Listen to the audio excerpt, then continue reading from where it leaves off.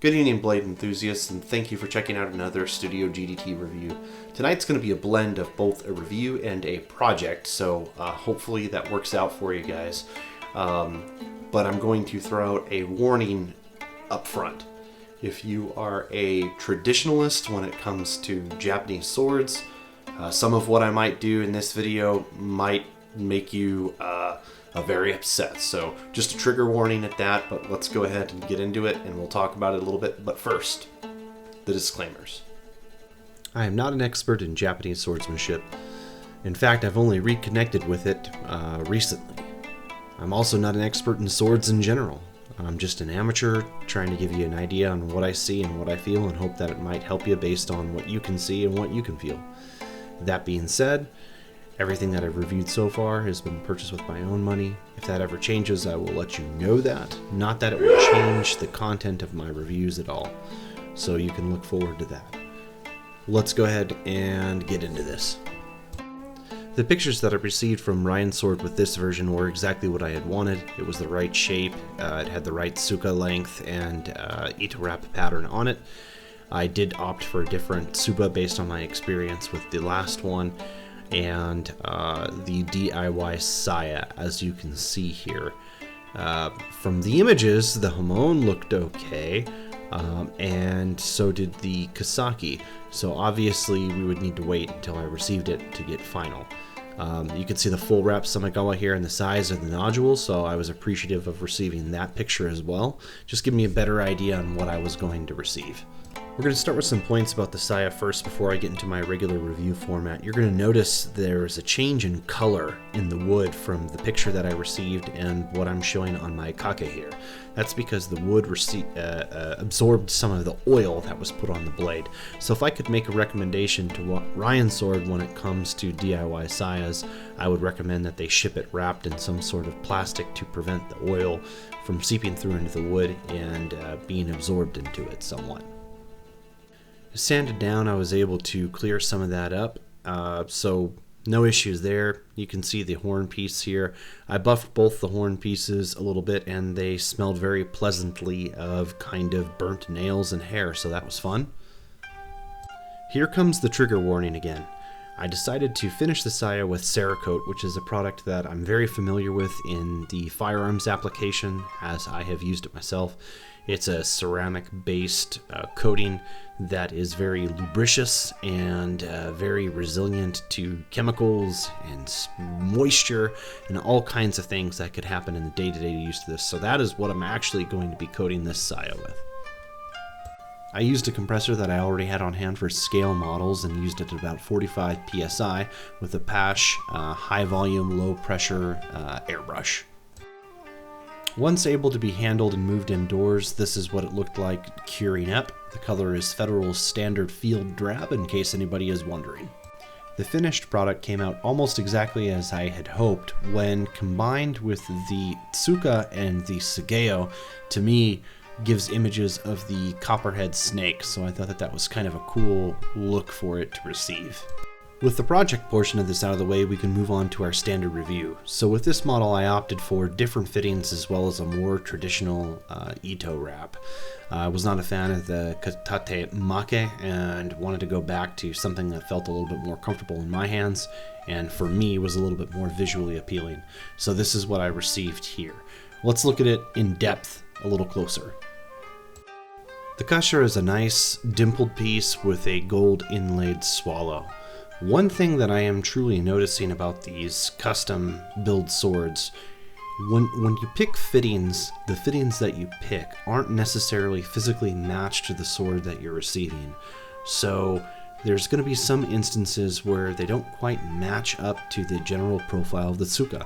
In this case, the kashira was a little bit wider, I don't know if that's the appropriate word to use, than the tsuka core itself.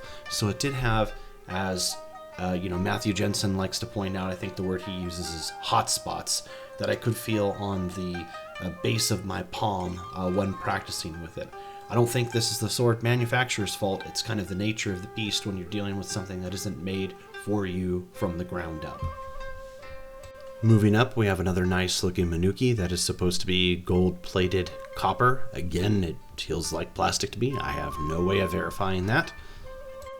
Here you can see the nicely decorated fuchi as well as the fitment of the sword to the saya. If you looked at my previous reviews on another manufacturer's sword, you saw that that area was sufficiently lacking. I was very, very pleased with how well this sword lined up with the saya right out of the box, with little to no finagling to make it match up the way that I wanted it to. Moving to the tsuba, which is one of my favorite parts of this sword, I like to pick things that I've seen historical references for. This particular piece I've seen at the Metropolitan Museum for the Arts, so it's not quite the same, but if you actually look at the stills, you can see where the mold came from, and is definitely an homage to that. Now, the pattern on the reverse of it, I do not know where that came from, as that was not on the reverse of the actual tsuba. Now, taking a look at my saya finishing job here, I didn't catch some damage that I had caused from some overzealous sanding next to the kurigata, but it is what it is. The dot that you're seeing there is one of my greasy ass thumbprints. I didn't think about that before I cleaned it, but overall you can see the finish is kind of a satin finish. It's not quite matte, it's not quite glossy, but it is very, very surprisingly slick. I did try and buff the kurigata a little bit with the tools that I had, but based on the fact that I wasn't getting much out of it and it did not smell very attractive, I kind of cut that short quickly. On to the fun part, with a very nice looking kasaki and some very, very, very clean lines. We'll take a look at the actual blade of the sword itself. Again, this is the same Koshizori blade that I featured in the previous review. It's the same sword, the Ryan1335, just with some different koshirei on it a little bit. So let's take a look at it in its bladeness.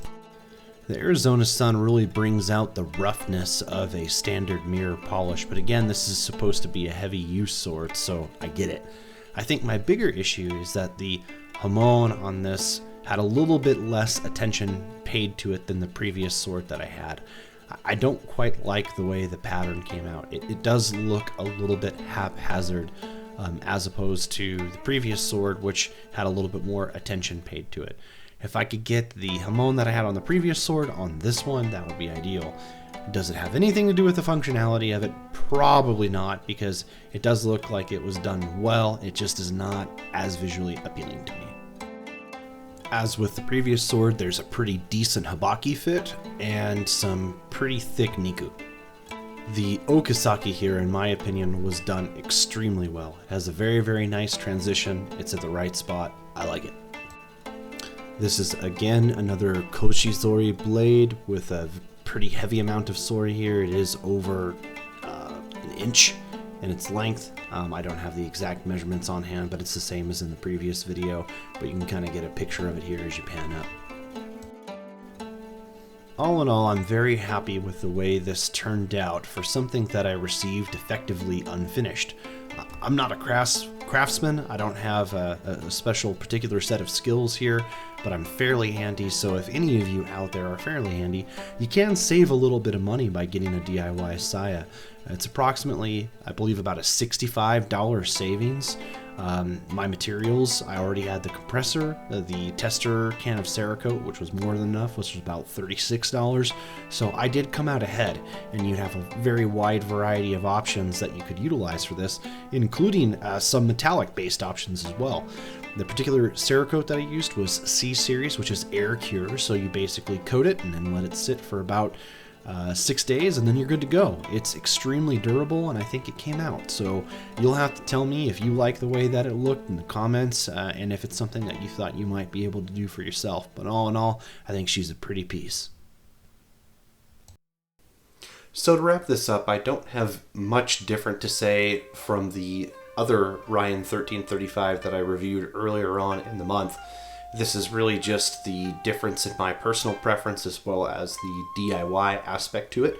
But if you're handy, if it's something that you can do, you can save a little bit of money and you can create something that's unique. And I think it's a viable option. So again, take everything I say with a grain of salt, but hopefully it showed you another option of something that you could do to make a little bit more your own. So I hope that you've enjoyed this combination of review and project kind of synopsis, and I hope you come back for a little bit more. We've got some really cool things in store for you. Have a great evening.